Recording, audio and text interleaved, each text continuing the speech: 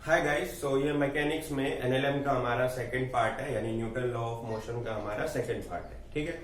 So second part में हमें क्या क्या चीजें पढ़नी है, तो कुछ चीजें हैं जो आपके बुक से अभी मतलब है नहीं और फिर भी आपको पूछा जा सकता है, तो वो सारी चीजें क्लियर करवाऊंगा और कुछ चीजें रह गई है वो भी क्लियर हो जाएगी। So let's start from the topic.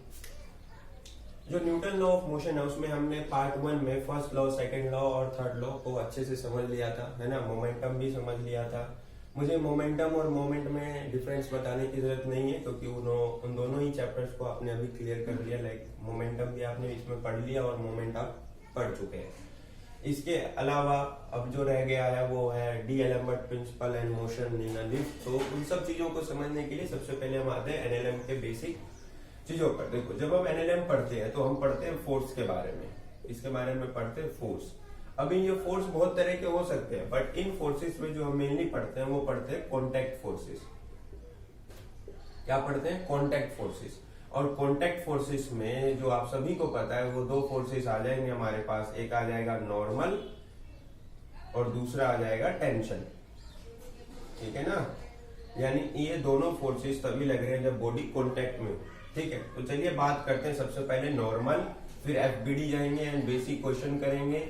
उसके बाद एक वीडियो बनेगी जिसमें हम पुली के बारे में समझेंगे। ठीक है, एंड देन फ्रिक्शन होगा। फ्रिक्शन वैसे एनएलएम के अंदर ही आता है, पर आपके बुक में अलग से चैप्टर है, तो मैं अलग से ही चैप्टर बना के समझाऊंगा। सो लेट्स सी नॉर्मल फोर्सेस क्या होते हैं। नॉर्मल फोर्स लगने का नेसेसरी कंडीशन है कि दो सरफेस का आपस में कॉन्टैक्ट होना जरूरी है। क्या? दो सरफेस का आपस में कॉन्टैक्ट होना जरूरी है। अब देखो, ये बॉक्स है जिसका मास m है।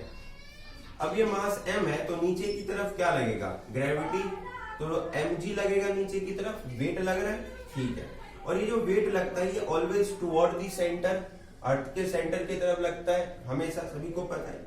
लेकिन अगर नीचे की तरफ ये फोर्स लग रहा है तो इसका मतलब इस ब्लॉक को तो नीचे आ जाना चाहिए था, बिल्कुल जमीन के अंदर। लेकिन ऐसा नहीं होता। क्यों नहीं होता? क्योंकि ये जो सरफेस है ये इसके ऊपर एक फोर्स लगा रहा है परपेंडिकुलर डायरेक्शन में, जिसे बोलते हैं हम नॉर्मल, और इस नॉर्मल की वजह से ये mg क्या हो रहा है? बैलेंस हो रहा है और बॉक्स अपने बिल्कुल स्टेबल कंडीशन में वहां पर मौजूद है। ठीक है ना। तो यहां इसने इसको नॉर्मल लगाया, तो नॉर्मल कैसा लगता है? ऑलवेज परपेंडिकुलर, और तभी लगता है जब दो बॉडी आपस में कॉन्टेक्ट में। ये तो नॉर्मल समझ में आ गया। नाउ टेंशन क्या होता है? अब देखो, नॉर्मल हमेशा इस तरीके से भी लगता है, it's try to compress the body. ये हमेशा बॉडी को कंप्रेस करने की कोशिश करता है। ठीक है ना। ये बेसिक चीजें हैं जो नॉर्मल के बारे में आपको पता होनी चाहिए, तो मैंने बताया। ठीक, लेकिन मेनली जब हम क्वेश्चन पढ़ेंगे तो हम देखेंगे कि नॉर्मल का क्या हमारा यूज हो रहा है वहां। नाउ टेंशन आपको रोप में, स्ट्रिंग में, ठीक है, इन सब में देखने को मिलता है। देखिए, जैसे ये है, ये हमारा एक बॉक्स है, ये इस स्ट्रिंग से लगा हुआ है। अब इसका मास m है, नीचे की तरफ लग रहा है mg। तो देखो, नॉर्मल जो स्ट्रिंग है, स्ट्रिंग के अंदर हमेशा जो टेंशन लगेगा वो अवे फ्रॉम द पॉइंट लगेगा। लाइक इस पॉइंट से बाहर की ओर, लगेगा। तो हमेशा जो है वो टेंशन जो है वो पूरे ही रोप में होता है। और यहाँ पर जो रोप है इसको मैंने मासलेस कंसिडर किया है, मासलेस। ठीक है, और एक्सटेंसिबल भी नहीं है, मतलब फोर्स लगाने से ये खींचेगा भी, उतना ही है, सेम लेंथ का, एंड मासलेस। ठीक है ना। तो टेंशन हमेशा ऊपर की ओर लगेगा, यानी बाहर की तरफ लगेगा। कहा? जहां भी पॉइंट है उस पॉइंट से बाहर की तरफ लगेगा। जब हम क्वेश्चन सॉल्व करेंगे तो आपको क्लियर हो जाएगा। अब चलिए थोड़ा सा एफबीडी वगैरह समझ लेते हैं, फ्री बॉडी डायग्राम क्या होता है। तो फ्री बॉडी डायग्राम समझने के लिए आप समझिए कि हमारे पास कोई इस तरीके का बॉक्स है और ये ऐसे लगा हुआ है दूसरा बॉक्स। ठीक है, ये मान लीजिए स्मॉल m है और ये कैपिटल M है। अगर मैं इन दोनों का एफबीडी बनाऊं, वैसे इस पे कौन कौन से फोर्सेस लग रहे हैं वो आप सभी को पता होना चाहिए। जैसे दो तो क्लियर हो गया, स्मॉल mg और नीचे की तरह कैपिटल mg, ये तो आपको क्लियर हो गया।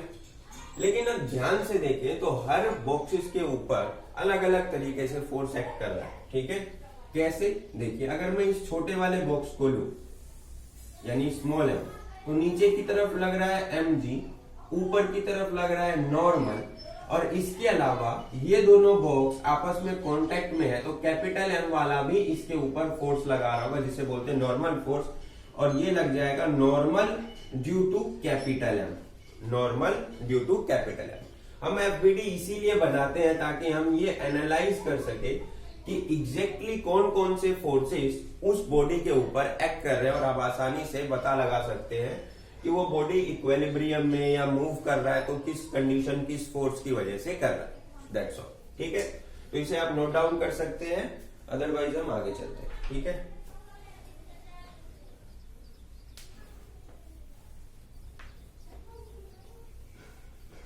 जिस भी टाइप के क्वेश्चंस मैं आप लोगों को यहाँ पे करवा रहा हूं वो इनफ है आपके लिए।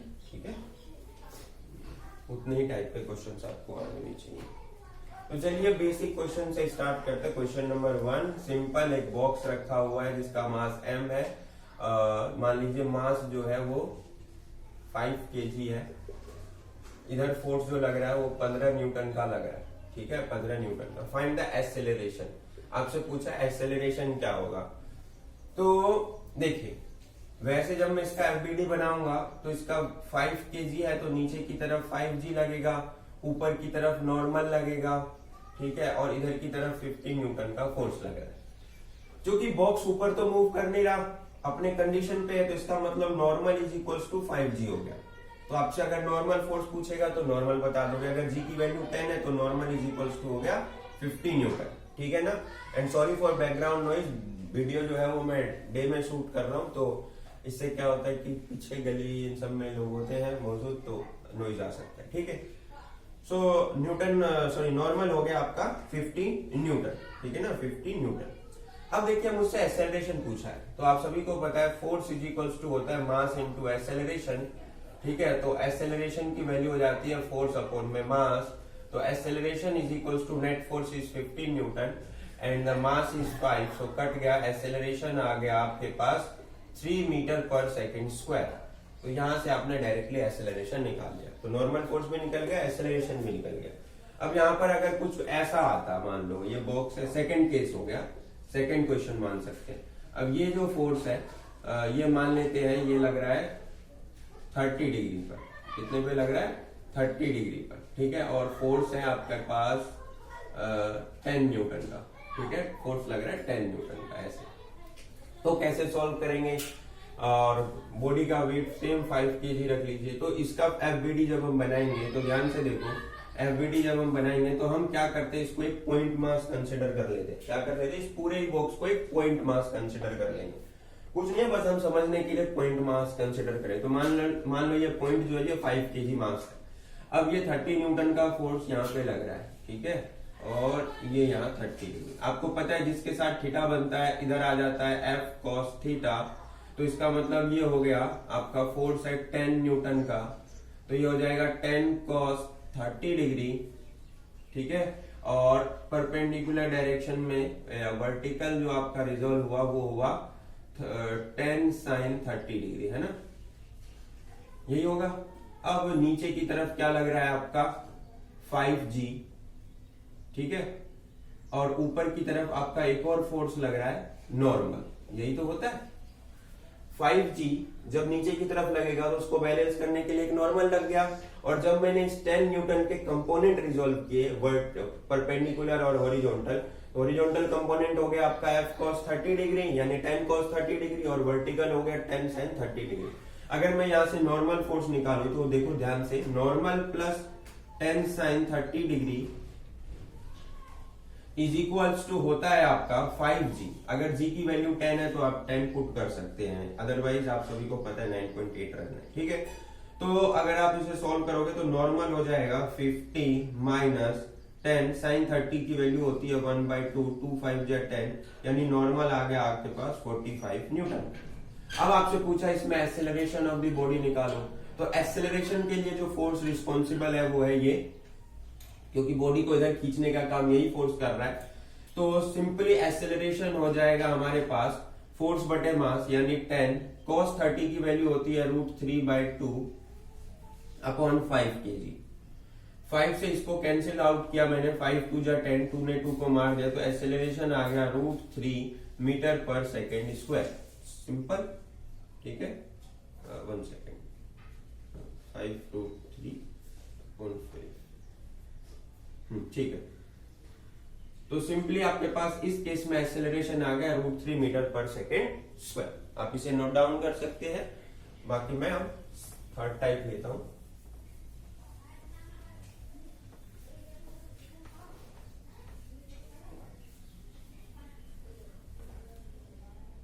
अब देखिए थर्ड टाइप में क्या केस है। मान लीजिए कि ये आपका एक बॉक्स है जिसका मास आपने 3 kg रखा हुआ है, ठीक है। इस पे एक फोर्स ऐसे लग रहा है 37 डिग्री पे, और मान लीजिए ये 5 न्यूटन का फोर्स है, और एक मान लीजिए कुछ ऐसा है जो कितने एंगल पे लग रहा है 57, ठीक है। और ये इस डायरेक्शन में, ठीक। और ये मान लीजिए ये भी 5 न्यूटन का ही है, सेम, ठीक। जब आप इसको रिजॉल्व करोगे तो पॉइंट मास कंसीडर कर लो। इसको क्या कर लो, पॉइंट मास कंसीडर करो। नीचे की तरफ 3g, नीचे की तरफ 3g, ऊपर की तरफ normal perpendicular.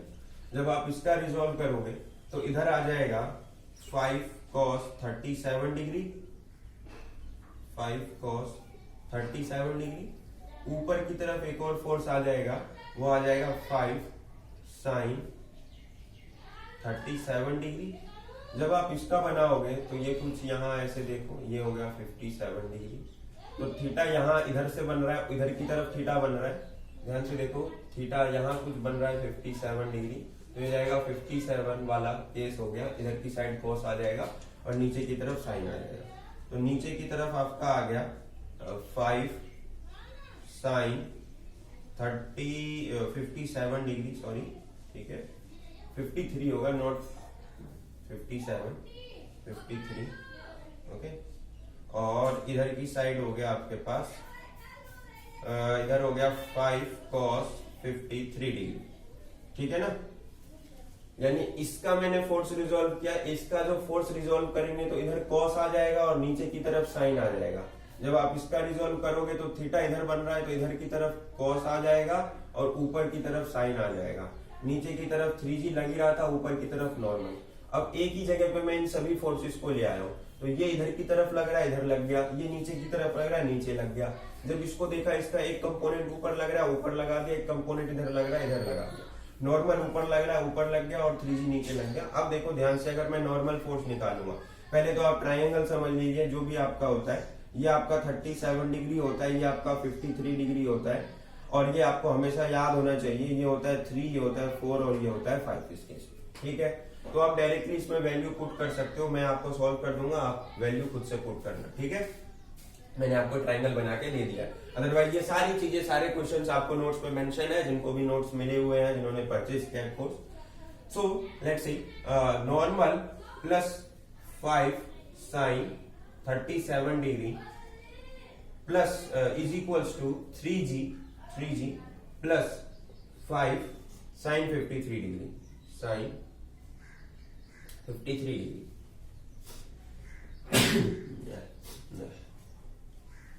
Now let's see. Normal is equals to 3g plus 5 sin 53 degree, और ये इधर जाके माइनस हो गया, सो माइनस 5 sin 37 डिग्री, ठीक है। अब आप पुट आउट कर सकते हो वैल्यू, लाइक 330 हो गया, ये 5 sin 53 कितना हो जाएगा, 5 इंटू साइन 53 हो जाएगा 4/5 माइनस, और हो गया 5 इंटू साइन 37 कितना हो जाएगा, साइन 37 हो जाएगा आपका 3/5, तो ये हो गया 30, मैंने ये करवा ही दिया, प्लस 4 माइनस 3, यानी हो गया 30 प्लस 1, यानी नॉर्मल आपके पास निकल के आ गया 31 न्यूटन, ठीक है ना। तो ये नॉर्मल आ गया। अब आपसे अगर एक्सेलरेशन पूछता है इस केस में, what is the acceleration of the body, तो सिंपली देखो कि एक्सेलरेशन के लिए कौन से दो फोर्स रिस्पॉन्सिबल है। एक्सेलरेशन के लिए जो फोर्स रिस्पॉन्सिबल है वो है ये, तो मैं सिंपली अगर पुट करूं वैल्यू, तो ये हो जाएगा आपका acceleration is equals to 5 cos 30 53 degree 5 cos 53 degree plus 5 cos 37 degree cos 37 degree upon में mass is 3। Now acceleration is equals to 5 into cos 53 की वैल्यू हो जाएगी आपके पास, एक सेकेंड, 453, यहाँ पे एक मिस्टेक है, 453 दिस इज 3/5 एंड sin 37 और sin 37 इसके लिए नहीं ठीक था, ठीक। For acceleration 5 cos 53, for cos 53 the value is 3/5 plus 5 into for cos 37, for cos 37 it's become 4/5 and upon 3, so it's cancel out, 4 3 7 7/3 acceleration इतना आपके पास निकल के आ गया 7/3 मीटर पर सेकेंड स्क्वायर। चाहे तो आप इसे डिवाइड करके पॉइंट में आंसर निकाल सकते, ठीक है ना। तो ये भी क्वेश्चन आपका सॉल्व हो गया, ठीक है। तो पता है ऐसे क्वेश्चंस भी जेईई मेंस में पूछे जाते हैं, नीट में पूछे जाते हैं, ठीक है। तो मैं ऐसा नहीं है कि आपको सिर्फ और सिर्फ ना पढ़ा रहा हूँ जितना जरूरी है। क्वेश्चंस आप दे सकते हैं अपने दोस्तों को, पूछिए कि कैसे सॉल्व होता है, पता चल जाएगा आपको कितना डिफरेंस है कंटेंट में, ठीक है। तो अभी देखिए, अब समझते हैं, ये तो बेसिक हो गया ये में। अब इसी को मैं अभी थोड़ा सा इस पे लेके जाता हूँ, लाइक दूसरे लेवल पे। तो दूसरे लेवल पे जब आप जाएंगे तो मान लो ये एक ब्लॉक है और ये एक ब्लॉक है, मान लो ये 3 kg का ब्लॉक है और ये 5 kg का ब्लॉक है। मैंने बोला इसके ऊपर एक फोर्स लगा रहा हूं 3 न्यूटन का, ठीक है। मुझे एक्सेलरेशन बताओ और मुझे बताओ normal reaction on 3 kg due to 5 kg, ठीक है। मैंने क्या बोला, मुझे इस ओवरऑल बॉडी का एक्सेलरेशन बताओ, ठीक है, और मुझे नॉर्मल बताओ 3 kg पर जो 5 kg लगा रहा है, ठीक है। तो कैसे सॉल्व करेंगे इस तरह के क्वेश्चन को। तो इस तरह के क्वेश्चन को करने के लिए पहली बात आप समझिए कि अगर मैं 3 न्यूटन का फोर्स लगा रहा हूं किस पे, इस 3 kg पे, तो 3 kg मूव करेगा उसी फोर्स से, वो जितना आगे जाएगा उतना ही आगे कौन जाएगा, 5 kg जाएगा, सेम फोर्स से जाएगा। किस फोर्स से जाएगा, सेम फोर्स से जाएगा। इसका मतलब दोनों ही बॉडी का एक्सेलरेशन कैसा है, सेम है। मतलब भाई 3 kg जिस एक्सेलरेशन से मूव कर रहा है उसी एक्सेलरेशन से 5 kg मूव करेगा। ये इतना गया तो वो आगे वाला बॉक्स भी तो उतना घिसकना चाहिए, तभी तो जाएगा वो आगे। तो ये फंडा है, इसको समझना है। तो इस तरह के कंडीशन में हम क्या करते हैं, इस पूरे को ही एक सिस्टम मान लेते हैं, यानी पूरा एक सिस्टम है। तो इसको करने का शॉर्ट ट्रिक क्या होता है, देखो यहाँ पर। तो शॉर्ट ट्रिक होता है, जैसे अगर आपको ओवरऑल एक्सेलरेशन निकालना है, आपको पता होना चाहिए कि ये पूरा एक सिस्टम बन जाएगा। तो ओवरऑल एक्सेलरेशन जो निकलेगा वो निकलेगा एफ नेट अपॉन में मास m1 प्लस मास m2, यानी जो भी मास आपको दे रखा हो। तो acceleration is equals to F net is 3 newton, okay, and mass 1 is 3 and mass 2 is 5। So acceleration is equals to हो गया 3/8 मीटर पर सेकेंड स्क्वायर। अब आप इसे डिवाइड करके आंसर निकाल सकते हैं। सेकेंड वन, उसने क्या बोला, normal on 3 due to 5। So let's see, आपको एफबीडी बनाना होगा 3 kg का। जब आप एफबीडी बनाओगे 3 kg का, तो नीचे की तरफ लगेगा भैया 30 न्यूटन, ऑब्वियसली 3g लगेगा, तो 30 हो गया, g की वैल्यू 10 है। ऊपर की तरफ लगेगा नॉर्मल, है ना। पर हमसे उसने पूछा नॉर्मल ऑन 3 ड्यू टू 5, तो हमें इससे तो कोई मतलब है नहीं। यहां पे लगेगा नॉर्मल ऑन 3 ड्यू टू 5, यानी भाई इस बॉक्स पे ये वाला जो बॉक्स है इधर की तरफ नॉर्मल लगाएगा, बिल्कुल परपेंडिकुलर, और इधर की तरफ तो हमारा क्या लग रहा है, फोर्स लग रहा है, कितने का, 3 न्यूटन का। तो सिंपल सा देखो, ये नॉर्मल वाला जो है ये तो 30 न्यूटन के बराबर हो गया, और ये जो हमारा है 3 न्यूटन है, ये किसके बराबर हो गया, normal on 3 due to 5 is 3 newton, ठीक है ना। तो normal on 3 due to 5 is 3 newton, क्योंकि बॉडी क्या है, बैलेंस, ठीक है ना। अगर आपसे पूछता नॉर्मल ऑन 5 ड्यू टू 3, आपसे पूछता नॉर्मल ऑन 5 ड्यू टू 3, तो आप बनाते 5 वाला एक बॉक्स, क्या बनाते, 5 वाला। जब आप 5 वाला बनाते तो ध्यान से देखो, एक तो ये 3 न्यूटन का फोर्स, तब बहुत सारे बच्चे मिस्टेक करते हैं यहाँ पर। देखो जो 3 न्यूटन है वो सिर्फ किस पे लग रहा है, इस 3 kg पे लग रहा है। ये 3 न्यूटन का फोर्स 5 kg पर नहीं लग रहा है, लग रहा है ये सिर्फ और सिर्फ किस पे, 3 kg पर, ठीक है ना। तो यहां पर अगर आप ध्यान से देखोगे तो ये 3 kg इसके ऊपर जो नॉर्मल लगा रहा है वो इस डायरेक्शन में लगेगा, नॉर्मल ऑन 3 ड्यू टू 5, ठीक है। ऊपर की तरफ नॉर्मल रिएक्शन, नीचे की तरफ mg, तो नॉर्मल ऑन 3 ड्यू टू 5 किसके इक्वल है, 0 के इक्वल, ठीक है ना। तो इस तरीके से आपको चीजें पता होनी चाहिए, ओवरऑल एक्सेलरेशन पता होना चाहिए। अब इसी में हम नेक्स्ट लेवल देखते हैं थोड़ा सा।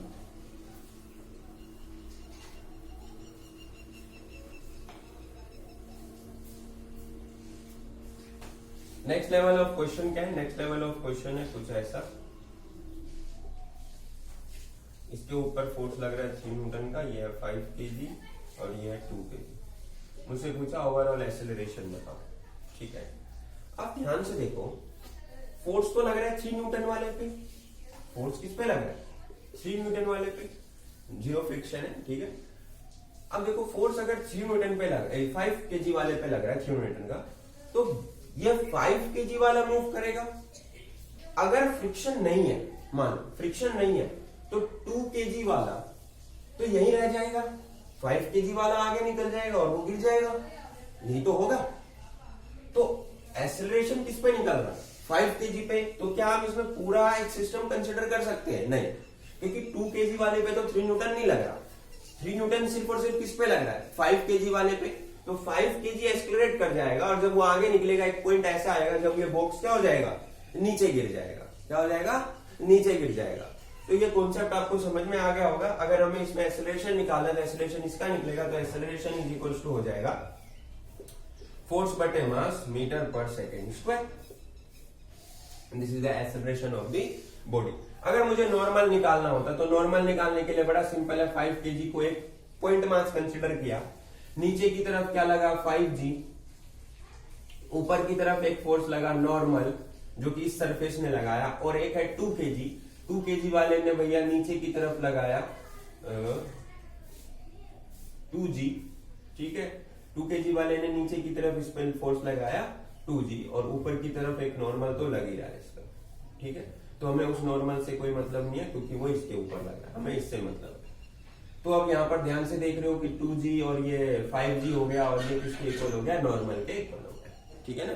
तो इस तरीके से आपको चीजें पता होनी चाहिए कि कौन किस पे किस तरीके से फोर्स लगा रहा है, एंड देन आप क्वेश्चन इजीली सॉल्व कर सकते हो, कोई डाउट नहीं है इसमें, ठीक है। अब थोड़ा सा इंक्लाइन प्लेन पे बात कर लेते हैं, फिर टेंशन, एंड देन खत्म करेंगे। अब इंक्लाइन प्लेन पे अगर हमें चीजें समझनी है तो सबसे पहले मैं आपको, बहुत सारे बच्चे जो कंफ्यूज होते हैं, वो कहाँ कंफ्यूज होते हैं वो मैं आपको बताता हूँ। उन्हें ये नहीं, यहाँ पे मान लो ये थीटा है, ये m है, ठीक है। तो वो थीटा कैसे आता है वो इसमें कंफ्यूज हो जाते हैं। तो देखो थीटा कैसे आता है, अगर ध्यान से देखो तो ये नीचे की तरफ लगेगा mg, पहले तो ये देख लो। नॉर्मल कैसा लगता है, बिल्कुल परपेंडिकुलर, तो बिल्कुल परपेंडिकुलर मैंने नॉर्मल बना दिया, ठीक है। और इसको यहां से ले लेता हूं, ठीक है, ये mg होगा, ठीक। अगर मैं ध्यान से देखूं तो ये कुछ इस तरीके से बनेगा, ये एकदम 90 डिग्री होता है, ये भी 90 डिग्री होता है। अगर इसको एक ट्राइंगल की तरह समझो तो ये थीटा है, ये 90 डिग्री है, तो ये क्या होगा, ध्यान से देखो, ये हो जाएगा 90 माइनस थीटा। और अगर ये 90 माइनस थीटा है, ये 90 डिग्री है, तो ये कितना होगा, थीटा ही तो होगा। बेसिक ज्योमेट्री का रूल लगा दो, ये कुछ ऐसा ही है, ये थीटा, ये 90 डिग्री, तो ये 90 डिग्री माइनस थीटा, और ये कुछ इस तरीके से जा रहा है, ठीक है, हाँ। और ये 90 डिग्री है, ये 90 माइनस थीटा है, तो ये थीटा ही तो होगा, है ना, बेसिक ज्योमेट्री लग गया। और अगर ये थीटा हो गया तो ये हमेशा mg cos थीटा होगा, और इधर की तरफ हमेशा mg sin थीटा होगा। तो अब आप याद रख सकते हो, अगर ये थीटा है तो हमेशा ये mg cos थीटा, ये mg sin थीटा होगा। अब उस पर ज्यादा सोचने और समझने की जरूरत है नहीं, ठीक है ना। तो ये हो गया mg sin थीटा, ये हो गया mg cos theta. It's pretty simple for you. Now let's say normal is equals to क्या हो गया, नॉर्मल इज इक्वल्स टू हो गया आपका mg cos theta, mg cos theta. अब अगर मुझसे पूछता है एक्सेलरेशन ऑफ द बॉडी क्या है, क्या मुझसे पूछता है एक्सेलरेशन ऑफ द बॉडी क्या है, तो आपको पता है ये तो नॉर्मल निकल के आ गया। अगर आपसे पूछता है एक्सेलरेशन, तो एक्सेलरेशन के लिए फोर्स इज इक्वल्स टू होता है mass into acceleration. Now acceleration is equals to F upon m। तो अगर मैं ध्यान से देखूं, ध्यान से देखिए, तो मुझे ये करने की कोई जरूरत नहीं है। मैं सिंपली जो फोर्स है, वो फोर्स कौन सा है, वो फोर्स है mg sin थीटा। यही तो फोर्स बॉडी को एक्सेलरेट कराने के लिए रिस्पॉन्सिबल है, नीचे की तरफ खींच रहा है। इज इक्वल्स टू हो गया m into a. Now m ने m को कैंसिल कर दिया, तो acceleration of the body on a inclined plane क्या आ गया, g sin theta, g sin theta. समझ में आ गया आपको, क्लियर हो गया पॉइंट। एक्सेलरेशन क्या है इंक्लाइंड प्लेन पे बॉडी का, g sin थीटा हमेशा, ठीक है ना। तो आप इसे नोट डाउन कर सकते हैं और इंक्लाइंड प्लेन पे चलो क्वेश्चन ले लेते हैं, ठीक है। एक सिंपल सा, मान लो कि ये बॉक्स है,